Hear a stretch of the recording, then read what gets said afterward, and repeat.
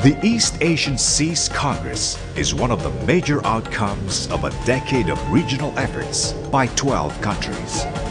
Brunei Darussalam, Cambodia, People's Republic of China, Democratic People's Republic of Korea, Indonesia, Japan, Malaysia, Philippines, Republic of Korea, Singapore, Thailand, and Vietnam.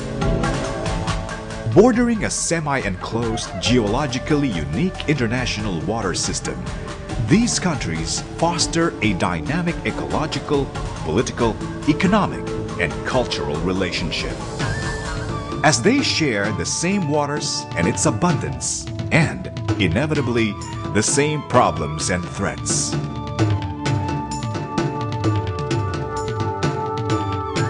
Over the years, these countries have been working together to address transboundary issues by forging an alliance pegged on multi-level, intergovernmental, and interagency cooperation. The Partnerships in Environmental Management for the Seas of East Asia, or PEMSEA. PEMSEA is doing a very useful job in the region, not only in the actual projects, the substantive outcome of projects, but also, I think, in building communication among the countries in the region, strengthening networks of different kinds of experts. PEMSEA, together with the Ministry of Science, Technology and the Environment of Malaysia, the Department of Environment Malaysia, and several agencies, international and national institutions, and non-government organizations, organized the East Asian Seas Congress in response to the recommendations of the World Summit on Sustainable Development regarding the regional implementation of global commitments on matters related to coasts and oceans. The Congress held in Putrajaya, Malaysia from the 8th to the 12th of December 2003 featured two main components: the Ministerial Forum on the Sustainable Development of the Seas of East Asia and the International Conference on the Sustainable Development of the Seas of East Asia, towards a new era of regional collaboration and partnerships. The International Conference served as a platform for concerned stakeholders to discuss ways to strengthen regional and international collaboration, promote synergies and linkages among existing regional and global programs, and work towards achieving sustainable coastal and ocean development in the East Asian Seas region. Well, I'm very, very positive about this Congress, especially because it managed to bring together people from different disciplines, people from different roles in society, people who are coming from the governance side of the situation, people who are technical experts, people who are practitioners, people who are down to earth as local officials and community members. I think that's the value of this conference, the fact that the various people who have been looking at the issues about the seas of East Asia from different perspectives, in effect, were enriched by each other. The International Conference formally commenced with an opening ceremony led by PEMSEA's Regional Program Director, Dr. Chua Tia Eng, and Malaysia's Minister of Science, Technology and the Environment, the Honorable Datu Seri Lau Hieng Ding. Providing valuable insights during the opening plenary were distinguished keynote speakers such as the former President of the Republic of the Philippines, Fidel Ramos, the Senior Technical Advisor for the Environment Department of the World Bank, Dr. Stephen Lintner, and the Chairman of the Environmental Quality Council of Malaysia, Dato Kok Wee Kian. The International Conference focused on two major themes. Theme A, a review of international and national efforts towards addressing the main sectoral concerns regarding the seas of East Asia, provided workshops that focused on specific issues such as maritime transport.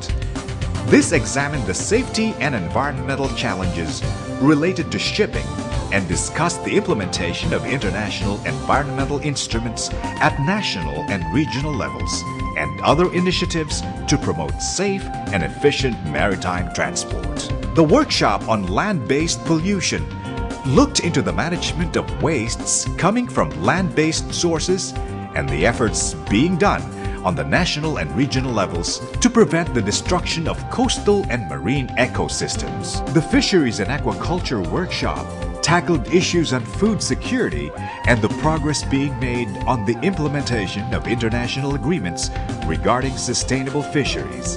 It also brought to light the experiences and measures for sustainable fisheries at national and regional levels. The value of marine biodiversity in the region was highlighted at the Biodiversity Workshop. National and regional efforts to protect East Asia's marine resources, as well as future areas for collaboration, were put forward. Theme B, on the other hand, focused on essential cross-sectoral processes and approaches to achieving sustainable development and provided the following workshops. Local governance and alliances. The workshop explored the benefits of improving local government capabilities with regard to the planning, development, and management of coastal and marine resources. It also delved into the role of media, the private sector, and civil society in environmental stewardship. Under skills and expertise, traditional knowledge, science and technology, and other innovative tools in effective coastal and ocean management programs were discussed. Capacity building and education for achieving sustainable development were also emphasized. The workshop on finance, investment, and corporate responsibility put forth opportunities to enhance economic development while strengthening environmental management. It explored partnerships between the private sector, civil society, and central and local governments in establishing a stable climate for environmental investments. They identified key issues on national, coastal, and ocean governance and some experiences within and outside the East Asian region. It also considered actions to be taken by governments to develop their respective national, coastal, and marine policies. The conclusions and recommendations from these 8 workshops were synthesized during separate concluding plenary sessions for both themes, which were then further summarized and reported at the Ministerial Forum for the Sustainable Development of the Seas of East Asia.